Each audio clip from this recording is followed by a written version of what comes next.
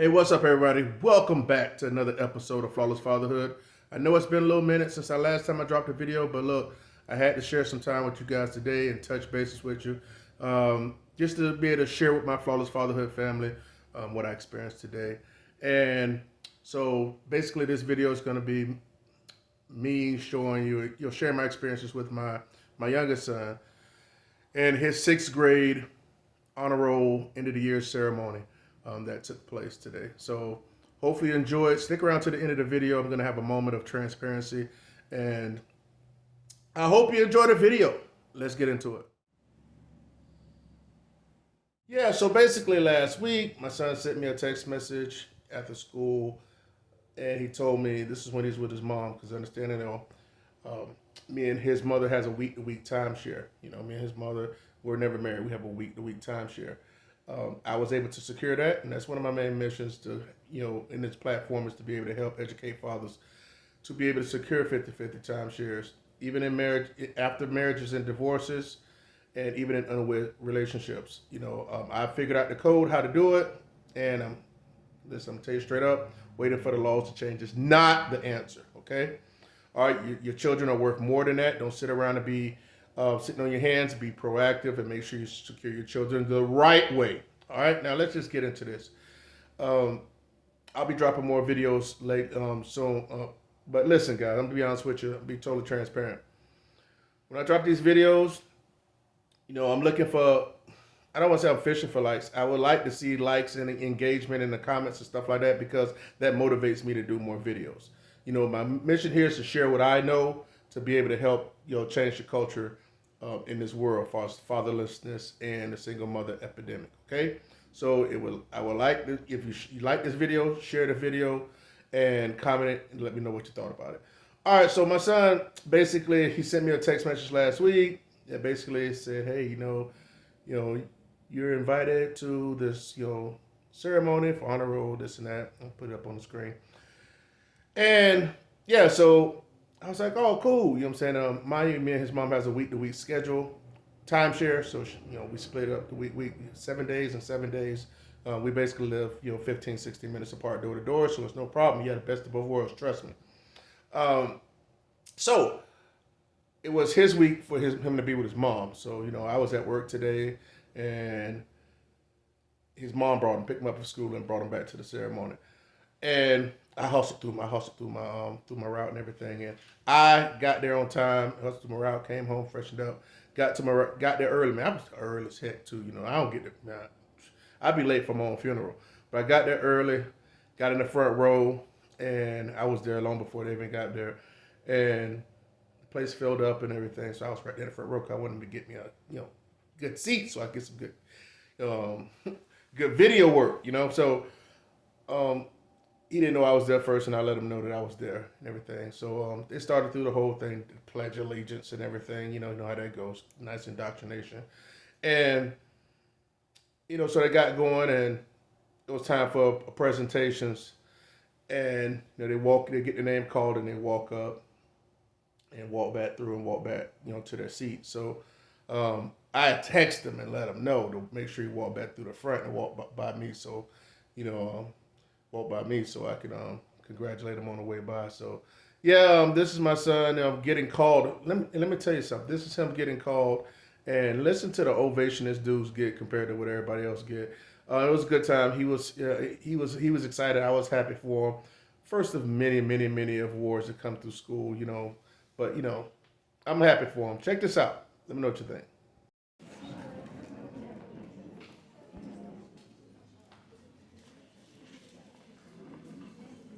Bryson Blake. Woo!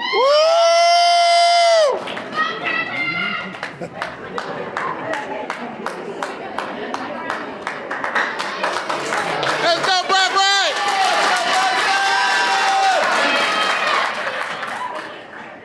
Aiden Brown.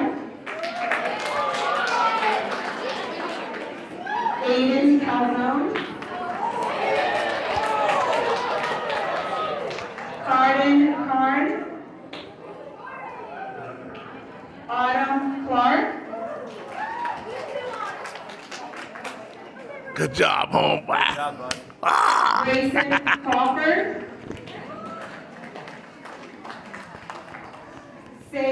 Camardi. Yeah, y'all heard that? Look at here. This dude was just, hey, look, I was happy for him. I was happy for him. And we took pictures afterwards, me and him.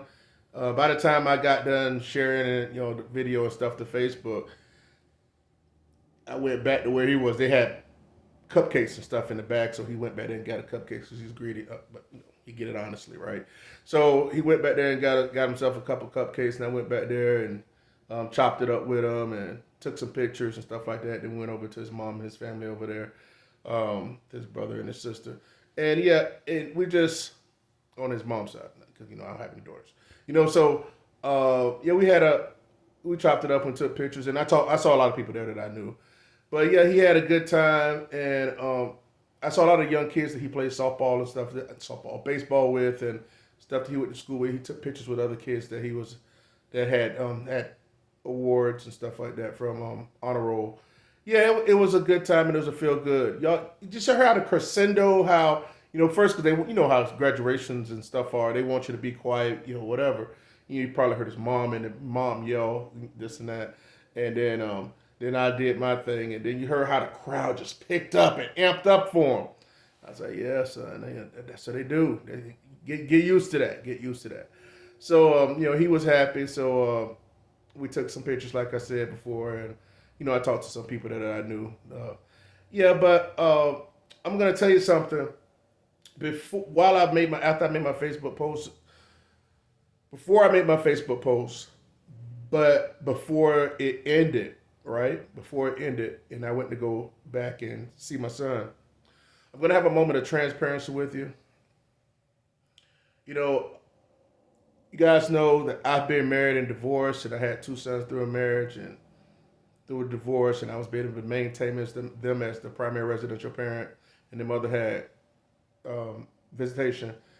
And with my youngest son here, that's the young man of the hour. Me and his mom was never married, but I was able to legally secure a 50-50 joint physical timeshare from the start. When I was up there and all the other kids after him was getting a name called and stuff, and I was just thinking, I was like, man, there are a lot of fathers out there. I've seen the stories that don't have access to their kids. Not just not have access, but not able to even come to school functions, not even to be able to talk to the teachers. Mothers that just keep the child away from keep the father away from the child at all costs for whatever petty reason. That should never be happening, but they do that. And it's my mission to be able to, as you guys know, to be able to help these fathers, not put up with this, not allow it and not put up with it. But first and foremost, you have to not be afraid and not be submissive to your ex or the system. And when I say submissive, it's like to be meek. That don't mean be a butthole and go getting yourself in trouble, but being savvy up here enough to be able to secure your timeshare. Let me tell you something. It's important that you understand that signing a birth certificate just isn't the end all be all. They teach us that, but that just author says that you're the father, you're taking acknowledgement that you're the father. And that really just puts you on the hook for finances and for child support. It offers you no time sharing rights whatsoever. I've shared that with my platform before, my community. And if you Google it, boom, it'll say it. It does not give you time sharing rights. You must legitimize your fatherhood by establishing paternity and getting a joint custody agreement if you have a child and you're unwed. I don't care if the child is 10 years old or 5 years old or 10 years old. If you know an unwed father out there, I don't care if they're in a relationship or not. If he does not have legitimized his fatherhood by having established paternity and getting a joint custody agreement, he does not have any custodial rights to that child. And that his baby mama or his child's mother can get up and bounce and leave with the kid because he is not an equal custodial parent as she is. That's very important. A lot of these men they be like, oh, I don't need to do it. I haven't done it all this time. I'm not going to stir the pot. Listen, you never know when stuff is going to hit the fan. What's most important to us is our children. We have to make sure that we put our ego aside. Oh, I won't want to upset. Just sit that aside and do what's right for your child. Now, you're supposed to establish paternity to get a joint custody agreement in the beginning, as soon as the child is born. You can't do it before the child has to be born. Again, I've talked about ways and how you can present this to your girlfriend so she don't feel as if you're just trying to take her to court or do something shiesty. We'll get into that later. But you must establish paternity to get a joint custody agreement and make sure that anytime during the relationship or breakup that you don't get hit with a restraining order, because you can lose your child that way. Being an active father, making sure you legitimize your fatherhood by establishing paternity and getting a joint custody agreement. Being an active father and not getting hooked on a freaking restraining order. And guess what? You will not lose custody of your children. Okay? Listen, do not fall. You have to deprogram and stop doing what everybody else is doing. Listen, I've done all the hard work for you. You don't know no father's rights advocate that has been successful securing his children in a divorce and in an unwed relationship. I've been successful on both sides of the spectrum. Okay? This is not about knowing the laws. It's about applying what I'm teaching you here at Flawless Fatherhood to secure your children. Now, if you're married, you already have rights. You just have to not give them away. Meaning, don't get a restraining order put on you. Be smart enough. Don't let her put a restraining order on you. Don't give her no reason, no text, no nothing, none of that type of aggressive stuff. Don't put hands on the stuff. If anything, make sure you do it against her if it comes down to it, especially if you see a divorce on the way. I know that's hard to do, but guess what? That's what I did to secure my sons. So you got to decide, what do you prioritize more? Oh, this some wife that's not your blood, or your children that are your blood. See, it's about priorities. Okay? Now, but I'm gonna have a moment of transparency real quick. I'm gonna let you go. I'm gonna be honest with you. I was sitting in that front row after my son had already walked by, and the ceremony was still going on. I'm gonna be honest with you. And I started thinking, like, the simplest things like this, simplest things like going to an award ceremony, being there, no one being able to turn me away, being actively involved, even after a breakup. And some men can't even have that. Some fathers can't even have that. That the mother has shut that off, turned the water off on it. I'm going to be honest with you. I start tearing up. And I start almost crying, but I had to catch it, And I wasn't crying about him getting honor or getting a thing, but it was like, I truly wish all current and future fathers knew exactly what I knew. And this is not about knowing laws and stuff like that. It's just knowing how to not let the system beat you. I wish I could press a button and just turn and walk away from it. But it's not that easy. I'm going to need you guys to support the platform by sharing this, making sure your nephews, your cousins, your brothers and stuff subscribe, because when I start putting out this information, I'm going to just start putting it out like 5 minutes, no longer than 10 minutes. I know this one might go just over 10 minutes, but I'm just going to put it out to where they can consume it and consume it real quick, because I know some people have tough attention spans. But yeah, I almost cried, you know what I'm saying, because like something so simple that a lot of fathers don't have and been shut off. But we got to do better and stop doing what everybody else is doing, but expecting a different result. Stop waiting on the freaking laws to change and thinking that the system is going to undo something that it doesn't want to undo. It doesn't want to undo it. It wants broken families. It wants broken homes. And when I say broken homes, homes where fathers don't have access to the children. You need to have them equally. Who the hell came up with this idea or this thought process that when you break up, mothers automatically get the kids? Where is it written down anywhere that is the protocol? It's not. It's not. That's what I'm trying to tell you. It's all programming. It's programming. It's not written down that mother keeps the kids. No, there are fathers out there like myself that have the kids and the mother don't have them. Yeah, sure, some of them may be on drugs or maybe, he may be true abusers, but my ex-wife wasn't. My youngest son's mother isn't. But I outwitted them and the system. Played the long game and made sure that I secured my son. My son was not going to grow up through a bad stepdad situation like I had.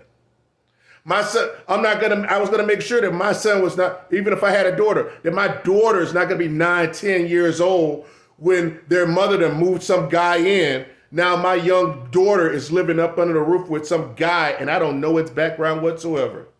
Not me. But some of you guys got finessed and got put in that situation. It's time to change that. You know the mother's gonna be bad mouthing you saying, oh, your daddy this, oh, your daddy that, your daddy ain't wanna be with you. I got big, important videos coming up and videos that I never touched, subject I never touched on before. So I just want to let you guys know that, yeah, I was getting emotional. I get emotional because I want to help people. But it's tough. I get into these Facebook groups and I try to talk to these guys that it haven't happened yet, these husbands and these fathers, and they're freaking delusional. They're delusional. They think if they break up or if they get a divorce that everything's going to be fine. Oh, I'll pay my child support and I'll take care of my kid. Let me tell you something. Paying child support is not, it might be taking care of your kids financially, but it's not raising your kids. Raising your kids are more important than freaking taking care of them financially. That's just money. Raising them, instilling values is what's more important. So we need to prioritize that instead of prioritizing our freedom and thinking that the baby mama gonna let us see him whenever. I'm not counting on that. I'll secure it through the courts in black and white, so there's no say so whatsoever. No freaking wiggle room. I'm not about to get amped up, but listen, I'm gonna bring out more videos soon. I appreciate you guys. Flawless Fatherhood, where you hear what you need to hear, not what you want to hear.